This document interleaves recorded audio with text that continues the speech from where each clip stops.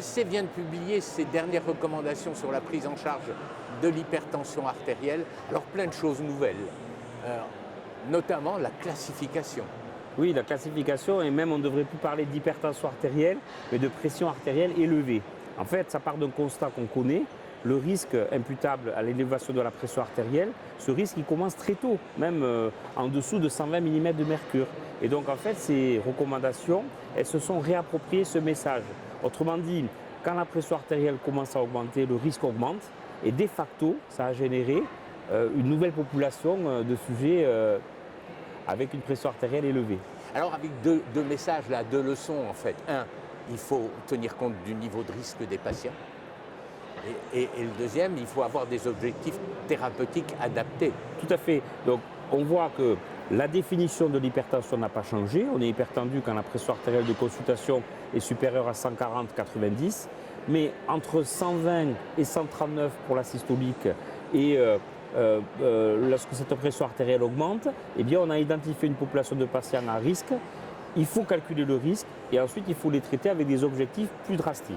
Oui, c'est ça. Et puis on retient cette marche de 120 à 129 autant que possible. Exactement. L'objectif, c'est de baisser plus bas qu'avant.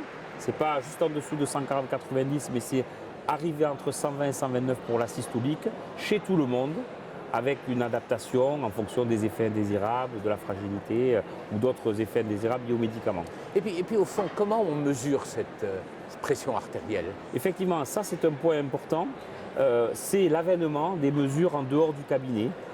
Ces recommandations adoubent ce que l'on faisait déjà, la mesure ambulatoire des 24 heures, mais surtout l'automesure tensionnelle. On mesure au cabinet, mais il faut surtout mesurer en dehors du cabinet. Avec un protocole adapté. Avec un protocole adapté et avec des appareils adaptés. Autrement dit, tous les petits gadgets, c'est pour l'instant quelque chose qui n'a pas atteint le niveau de preuve nécessaire pour être validé, mais les appareils adaptés, que ce soit au poignet, au bras, avec un protocole adapté, en dehors du cabinet, feu vert.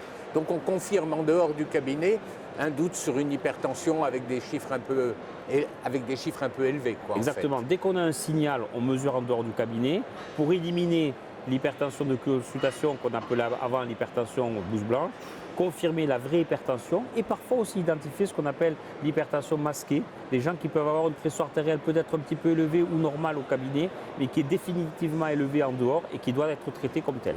Et alors comment on fait baisser la pression artérielle? Alors là, on l'a fait baisser classiquement, toujours la fameuse trithérapie. On essaie de commencer vite, fort, arriver à l'objectif avec un bloqueur du SRA, un inhibiteur calcico-diurétique qu'on associe et on va chercher l'aide de la spironolactone ou nouveauté de l'éplérénone si on a besoin d'une quadrithérapie. Petite particularité, la place de la supplémentation en potassium. Oui, ça c'est important, on est obnubilé par le sel quand on fait de l'hypertension, mais augmenter les apports potassiques c'est fondamental pour améliorer le contrôle tensionnel, directement avec des suppléments potassiques, indirectement avec des fruits et légumes. Et puis la petite astuce, c'est quand on donne des sels de substitution, on enlève le sel et on apporte du potassium, et là c'est le double gain. Les bêta-bloquants ne font plus partie des recommandations de grade 1. C'est vrai, ça c'est un message très important. Les bêta-bloquants, il y a les indications cardiaques traditionnelles, on n'en parle pas, on est cardiologue. L'association des bêta-bloquants avec les traitements traditionnels, ok, mais c'est surtout pour éviter de prescrire spinalement des bêta-bloquants à des sujets jeunes qui n'en ont pas besoin. Donc c'est pour ça qu'il y a eu ce signal, les bêta-bloquants ont leur place, en association, dans les situations cardiaques électives, mais arrêtez de prescrire des bêta-bloquants à des jeunes sujets de 30 ans qui sont hypertendus. Voilà. Et puis l'HTA résistante, alors on fait au mieux la place de la dénervation. Oui, l'HTA résistante, on fait au mieux, on élimine les causes secondaires, toujours important, et le dosage de la rénine et de l'aldostérone a été mis en avant très tôt, le plus souvent possible. Et puis la dénervation rénale a progressé en termes de niveau de recommandation dans des centres experts, après décision médicale partagée, en tenant compte de la préférence patient, on peut progresser ça en sus du traitement pharmacologique. Oui, c'est les nouvelles données concernant la dénervation qui nous permettent de l'envisager de manière plus facile. Tout à fait. Voilà, un rapide tour d'horizon. Merci à tous. Merci Serge.